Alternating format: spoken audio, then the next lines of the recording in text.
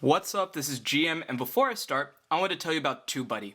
In case you don't know, TubeBuddy is a free website that will help you manage and grow your YouTube channel. Thanks to them, some of my videos even show up as top results. Want to give them a try? Check the description below for the link. Today's product is Redragon's M991 wireless gaming mouse. It's also known as Enlightenment. So I'm going to go ahead and show you the other side of this box too, in case there's something you want to read off of it. But there isn't anything too important on the box itself, so I'll go ahead and move that out of the way. Here we have the mouse itself. It's a very nice mouse. I personally love this mouse, and I will show a little bit more about this in a bit.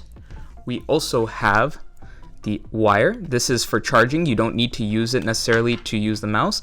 You can plug and play. Oh, sorry, forgot I left that open. Anyways, you can plug and play if you want to, but you don't need to. It works just with the dongle, which I already have plugged in. Here is the dongle that it came with. And then we have a sticker, a really nice Redragon sticker that comes with all of their products. And we have the manual, which I will go ahead and open up so you can pause if you need to at any point, because I'm just going to cycle through this really quick. Yeah, there isn't like anything too specific on here that I won't be going over. So hopefully this video will be good enough to where you don't need the manual, but we shall see. Go ahead and raise the brightness a bit in here. It just got really dark outside. So here we have our mouse. So keep in mind, link for this product is in the description below. So if you do want to follow along on the website where you can buy it, please do. So some general info on this beautiful mouse. It is obviously wireless, but you can use it wired. Adjustable DPI from 50 to 19,000. It has 9 programmable buttons with a rapid fire and 2 side macro buttons. Customized with 100 hertz, 1000 hertz polling rate in dual mode. Works up to 80 hours on RGB off and 20 hours with the RGB on. And it has a driver, which you can find the link for in the description below. I might make a video on how to get the driver, because I know that can be difficult for some people. But let us go into looking at this beautiful mouse. So on this side, all we have, of course, is the logo. We have 3 of our buttons here, 2 for DPI, 1 for the polling rate. We have the scroll wheel, which also serves as a button. We have the rapid fire. We have left and right click. We have our 2 thumb buttons on this side. On the front, we have where you would plug it in to charge or to use it wired if needed.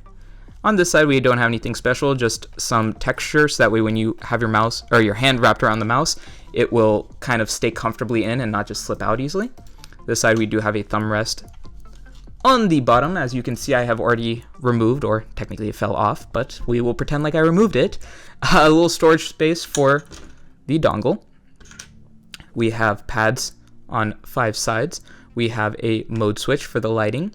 We have an eco mode, and let me bring that a little closer. I don't know if, okay, perfect. So we have an eco mode, and we have the off and the on.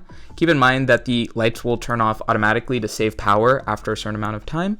So if you are one of those people who just kind of leaves your mouse on and goes away for a bit without turning it off, you will save some power that way, so no worries. Overall, that's all I got to say as far as buttons and layout. Let me go ahead and plug it in real quick.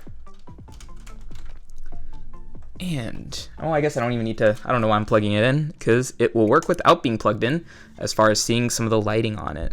And look at that beautiful lighting. Oop, I might have to click it since I don't have it plugged in. Yep, I might have to click it a few times, yep. But you can see at least the lighting mode that I have set to it, which I did so using the driver. Again, you can use this to switch the lighting mode, but the reason I like to use a driver is to switch out the DPI mostly. That's kind of the main reason I use it. And let me turn off the light real quick just so you can see the lighting on this a little bit better. And let me adjust my camera a little bit here too. So hopefully that will make it a little bit easier to visualize. But man, look at those lights. Honestly, the lighting on this mouse is so nice. It fits my overall RGB setup that I have for my gaming setup. Not sure how to say that any better than I just did. Of course, you do have the eco mode where the only thing that will light up is the mouse wheel itself. And let me go and adjust my camera again real quick so it's a little easier to see. Man, I am taking a little too long on adjusting here, but yeah. So as you can see, the mouse wheel will light up, and it can change based on clicking these buttons as well to kind of signal you to what exactly you're changing. So let me plug it in because I can't do that without plugging it in. Let's see.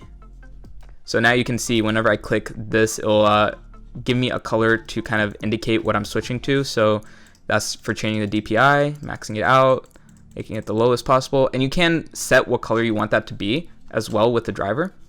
So as you can see, when I press this, it's not changing the side colors, it's just changing the wheel color itself. Then of course we have the mode switch. If you want to switch the lighting modes, I'm just going to face one side so it's a little easier for me to switch it out. But yeah, that's pretty much it for this mouse.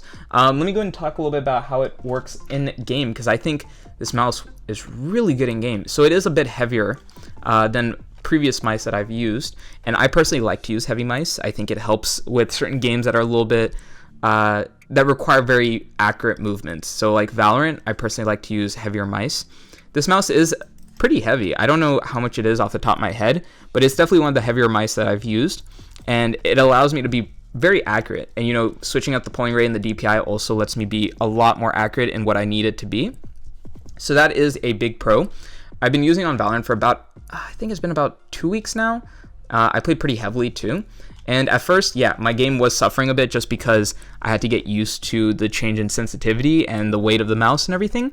But now I've noticed that I'm definitely doing a lot better as far as hitting heads, because I always had this issue where I'd over or underestimate the head just a little bit.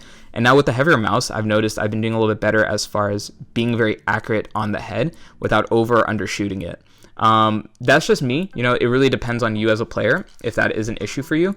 I also have like kind of shaky hands, so having a heavier mouse kind of fixes that, because if I'm moving around and like I start shooting at someone, my hand might like shake a little bit as I'm shooting, and having a heavier mouse will kind of help with that, because it makes it a little harder for your hand to like shake the mouse a lot. I don't know if that made complete sense, but that's one of the reasons I also go for a heavier mouse, is because I do have kind of shaky hands. So that is it for this video. If you have any questions, leave a comment below and I'll try to answer it. Make sure you like and subscribe as well to help support the channel, get more reviews in the future as well. Thank you for watching.